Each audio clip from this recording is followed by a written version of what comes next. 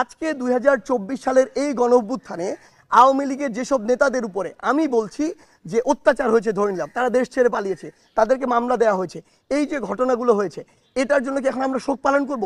যদি এটার জন্য না করি, 15ই আগস্ট 1975 জন্য আমরা শোক পালন করব না।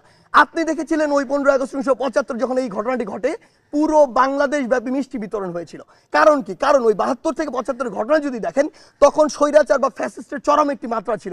ইতিহাস ঘাটলে আমরা এটি দেখতে পাই যে তখন আসলে আলটিমেটলি যা হয়েছিল এক জায়গার নির্দেশ থেকে হয়েছিল। এটি বাংলাদেশের মানুষের কোনো ঘটেনি।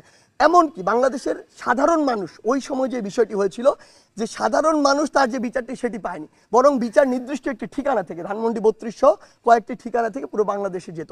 সো ওই সময় সামগ্রিক একটি বিপ্লবের ফল ওটি ছিল। আসলে আপনি যাদেরকে আজকে মানে দোষ দিয়ে ফাঁসিতে ঝুলাচ্ছেন, দেশের বাইরে পাচার করছেন, তাদের সাথে কি হয়েছিল আপনি সেটি কেন বলছেন না? বিগত 16 বছর ধরে আপনি এটি বলেন নাই, কারণ বললে হয় আপনার চাকরি থাকতো না, হয় মিডিয়া থাকতো না। This is the reality. So fact হচ্ছে আলটিমেটলি আপনার পিছনের ঘটনার দিকে যেতে হবে। আজকে 24 সালে যা হয়েছে এটা 24 সালের ঘটনা না, বিগত 16 বছর ধরে হয়েছে তার ঘটনা। সো আমাদের জায়গা থেকে আমরা মনে করি শুধু আমাদের জায়গা না, বরং রাষ্ট্রীয়ভাবে এই যে শক্তি, এটি পালন করা উচিত নয়। কোনোদিন সিঙ্গেল কয়েকজন মেজর বা আর্মি অফিসার মিলে এই যে একটি অভ্যুত্থান, সেটা 15 আগস্টে 1975 ঘটাতে পারতো না, বরং এটি একটি সামগ্রিক ক্ষোভ ছিল এবং সবার ওই যে একটি নীরবতার সমর্থনেরই কিন্তু একটি লক্ষণ। সেই জায়গা থেকে আমরা বিশ্বাস করি যে এই আপনি যে কথাটি বলছেন এটিতে আমরা সমর্থন করি না।